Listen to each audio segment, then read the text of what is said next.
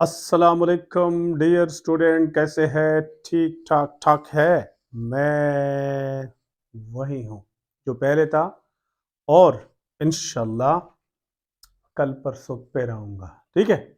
और तुम लोग बताओ कौन कौन है और कहाँ कहाँ से है? सही है। और बाकी ठीक ठाक है, स्टडी ठीक चल रही है ना? हाँ।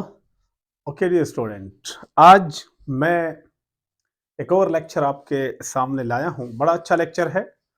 क्या लेक्चर है? Calculation involving gases. तो आपके फर्स्ट ईयर चैप्टर नंबर 1 में स्टाइचोमेट्री में कुछ ऐसे रिएक्शन है जो गैसियस स्टेट में होते हैं, और उनके लिए हम क्या करते हैं? उनके लिए हम क्वांटिटी की बात करते हैं। जिससे पहले हमने क्या है, मास, mole and number of particle. लेकिन आज हम इन टर्म्स ऑफ वॉल्यूम भी बात करते हैं। तो याद रखिए डियर स्टूडेंट, आज लेक्चर नंबर 18 पे हम बात करते हैं। तो क्वांटिटी क्वांटिटी मैंने कुछ पहले लेक्चर्स में बात की थी। क्या है क्वांटिटी? मोल में भी होता है, क्वांटिटी मास में भी हो सकता है, क्वांटिटी नंबर ऑफ पार्टिकल्स में भी हो सकता है। ठीक है।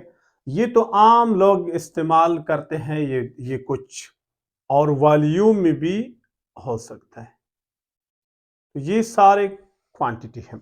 तो देखिए डियर स्टूडेंट, हमने अभी तक मैंने ये बताया था, ये तीन क्वांटिटी, ये तीन कौन कौन है? मास, number of particle and volume. ये आम लोग इस्तेमाल करते हैं। जैसे हम कहते हैं हमें इतना लीटर और ये चीज दे दे, तो हम लीटर में बात करते हैं, वॉल्यूम में बात करते हैं। हम कहते हैं दुकानदार को, कहते हैं इतने किलोग्राम ये फ्रूट या ये चीज दे दे, तो हम किस में बात करते हैं? मास में। हम बार वक्त कहते हैं नंबर ऑफ पार्टिकल, ये दर्जन, इतने दर्जन मुझे ये चीज दे दे। सपोज माल्टा दे दे, या बनाना हो, या एग्स हो, बहुत सारी चीजें हैं जिनको हम दर्जन के हिसाब से लेते हैं।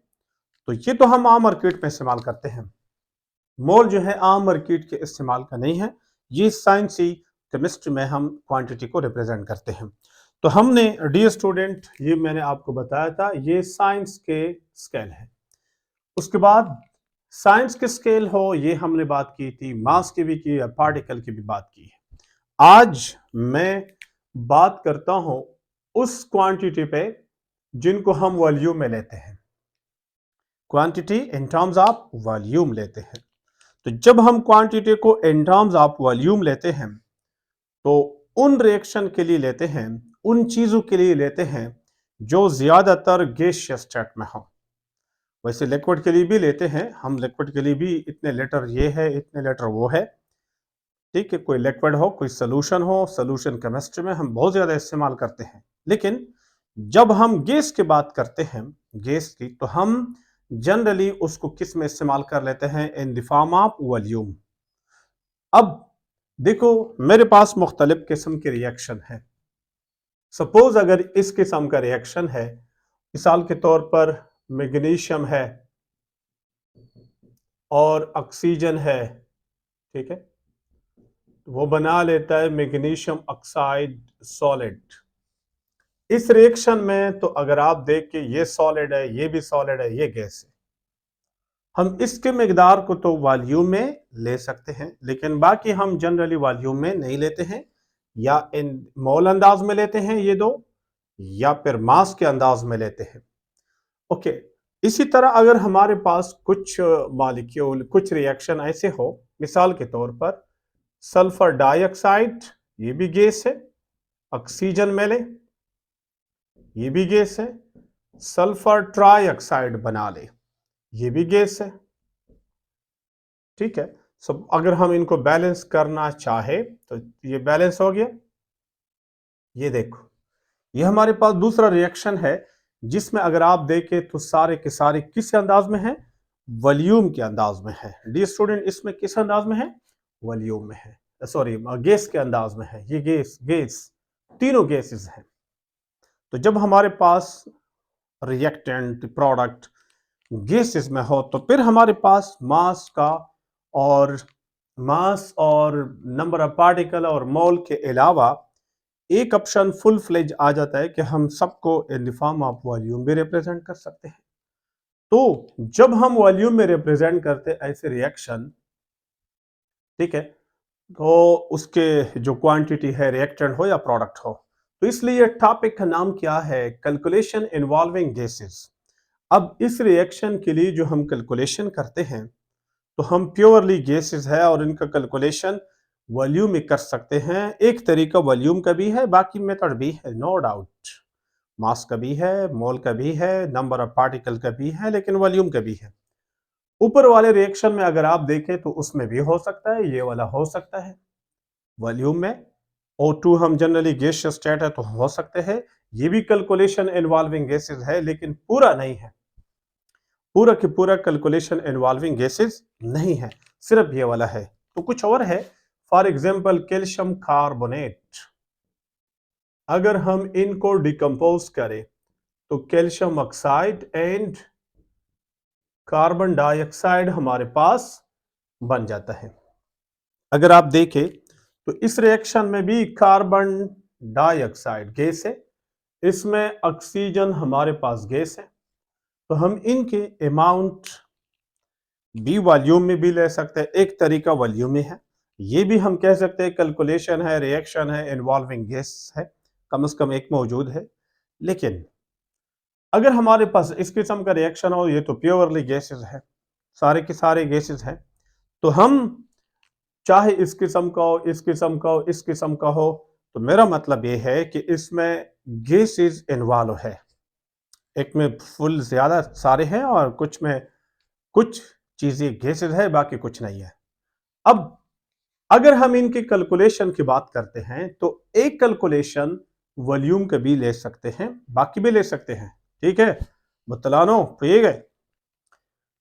अब जब हम गैस की बात करते हैं, वॉल्यूम गैसेस यानी गैस का वॉल्यूम मेंशन करते हैं, तो एक चीज और बहुत जरूरी है, गैसेस जो है उनका वॉल्यूम फिक्स नहीं होता है, डिपेंड करता है टेम्परेचर पे और प्रेशर पे।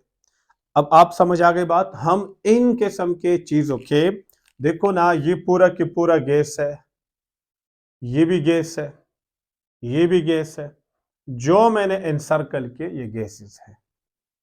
अब जो गैसेस हैं इनका अगर हम वॉल्यूम ले ले, वॉल्यूम में क्वांटिटी ले ले, क्वांटिटी किस अंदाज में ले ले, वॉल्यूम में ले ले, तो हमें थोड़ा गौर करना होगा कि क्या इनका वॉल्यूम अगर हम उनके क्वांटिटी को अंदाज लेते हैं, रिलेट करते हैं, तो क्या वो किस टेम्परेचर पे है या किस प्रेशर पे है, क्योंकि टेम्परेचर और प्रेशर पे डिपेंड करता है।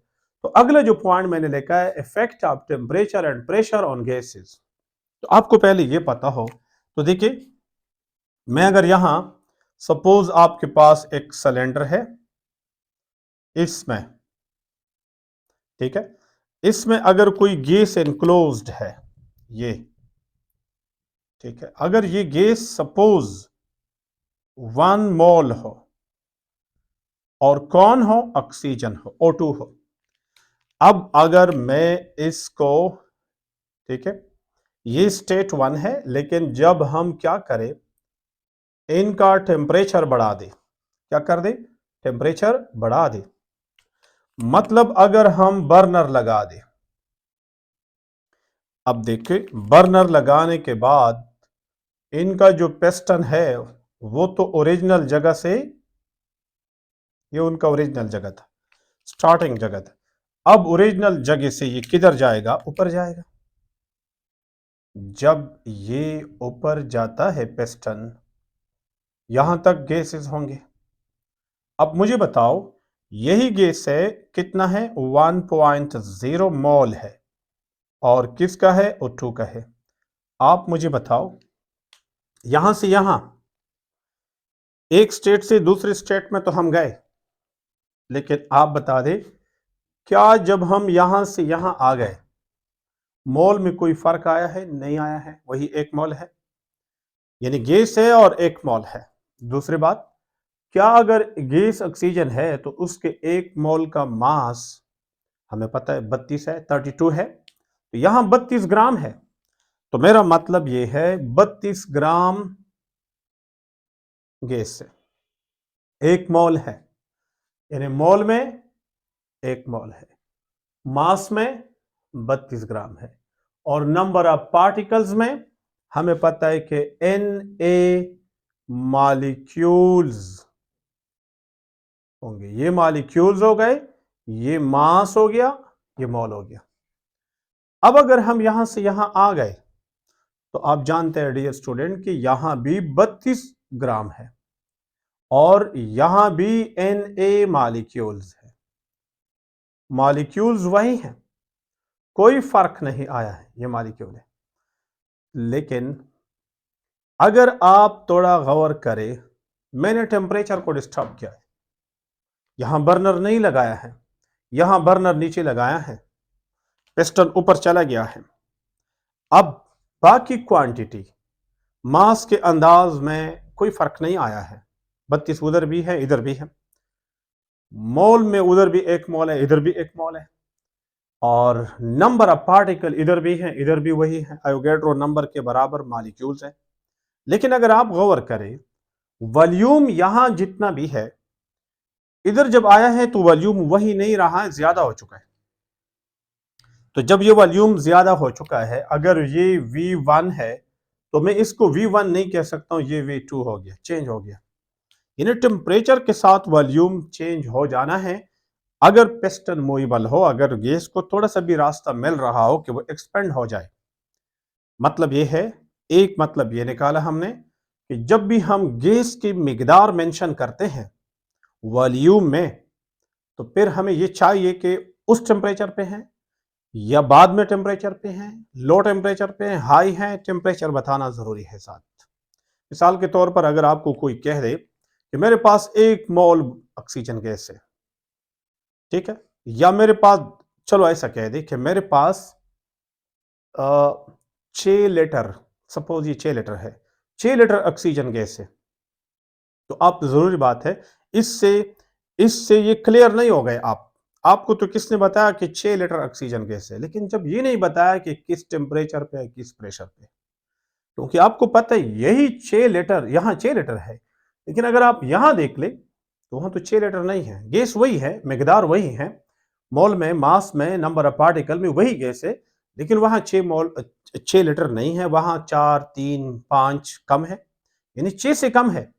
तो मेरा मतलब यह है कि गैस का वॉल्यूम से हम उनका मिकदार तब तक डिफाइन नहीं कर सकते हैं, तब तक हम नहीं बता सकते कि ये कितना गैस है, जब तक उनके साथ टेम्परेचर और प्रेशर का बताया ना गया हो। तो ये टेम्परेचर का मैंने बात की कि टेम्परेचर बता देना जरूरी है। अब प्रेशर के बारे में बात करते हैं। सपोज अगर आपके पास अगेन इस किस्म के प्रेशर गैस है, ठीक है, और इसके अंदर गैस है, और मैं कहूंगा दोबारा वही है, 1.0 मोल है और ऑक्सीजन है। अगर ये यहां से हम ले जाए दूसरी कंडीशन में, दूसरे स्टेट में, देखिए अगर मैं इस पे प्रेशर बढ़ा दूं, मिसाल के तौर पर मैं इस पे बाहर का प्रेशर, एक्सटर्नल प्रेशर बढ़ा दूं, तो डियर स्टूडेंट देखिए ये फिर 1 मोल ऑक्सीजन है। अब आप बता दें, इनका मास वही 32 ग्राम है, इनका नंबर ऑफ मॉलिक्यूल वही आयोगेड्रो नंबर है, ये भी वही है, आयोगेड्रो नंबर के बराबर मॉलिक्यूल, मास इनका 32 ग्राम है, मोल में 1 मोल है। लेकिन आप थोड़ा गौर कर दे, क्या इनका वॉल्यूम जो पहले जो था, सपोज ये V3 है, क्या यहां जो V4 है, क्या ये V4 अब इस V3 के बराबर है? बिल्कुल नहीं है। अब दोबारा मैं अभी प्रेशर का इंपॉर्टेंस बता रहा हूं कि अगर आपको कोई कह दे कि मेरे पास 3 लीटर ऑक्सीजन गैस है, और कोई और स्टूडेंट है, यहां जो स्टूडेंट है पहले जो था वो कह रहा है मेरे पास तो 3 नहीं, मेरे पास 5, जो 5 कह रहा है वो दावा करेंगे कि मेरे पास ज्यादा ऑक्सीजन की मिकदार है, जो 3 का है वो दावा करेंगे कि मेरे पास कम ऑक्सीजन का मिकदार है, यानी क्वांटिटी कम है। दोनों के पास एक जैसे क्वांटिटी है, क्वांटिटी मिकदार, लेकिन इधर अगर वो मास में बात करे तो मास में तो दोनों स्टूडेंट के पास सेम सेम है। इनके पास 32 ग्राम है, इनके पास 32 है। पहले स्टूडेंट के पास भी 32 था, उसके बाद भी 32 है। मोल में बात करें तो दोनों के मुतफिक हो जाएंगे कि मेरे पास 1 मोल था, वो कहेंगे मेरे पास भी 1 मोल है। अगर नंबर ऑफ पार्टिकल में बात करें तब भी दोनों मुतफिक हो जाएंगे कि मेरे पास अवोगैड्रो नंबर के बराबर मालिक्यूल थे, ये भी कहेंगे।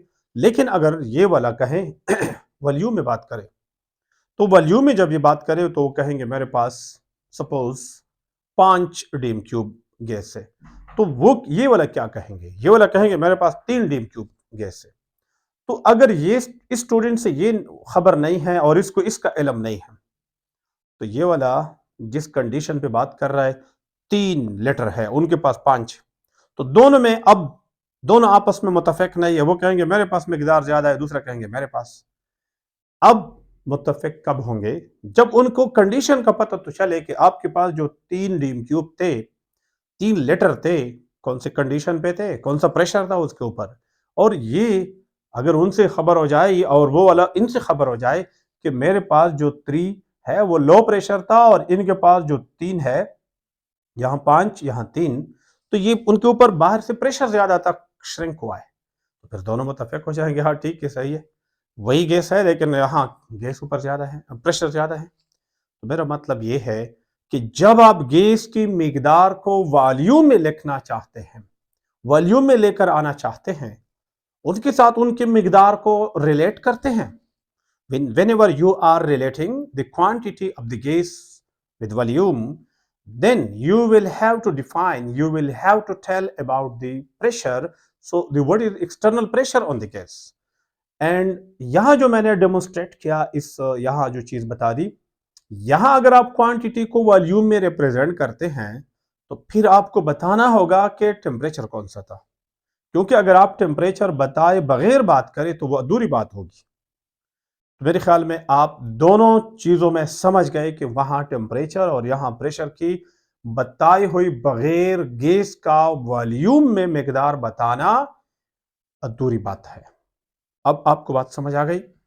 ओके, तो effect of temperature and pressure होता है गैस, इसलिए हम गैस के मिकदार को जब कभी बयान करते हैं, जब कभी हम बयान करते हैं तो हम क्या करते हैं, हम उनके साथ टेम्परेचर और प्रेशर की बात जरूर करते हैं। ओके, अब ये आप समझ गए। अगर सॉलिड हो, थोड़ा सा ये बताता हूं, सपोज ये मार्कर है, अगर ये रूम टेम्परेचर पे भी है, इतना वॉल्यूम है, और अगर ये थोड़ा सा गर्म में धूप में पड़ा हो तब भी ज्यादा फर्क नहीं आता है, कोई रीडेबल या नोटेबल फर्क नहीं आता है।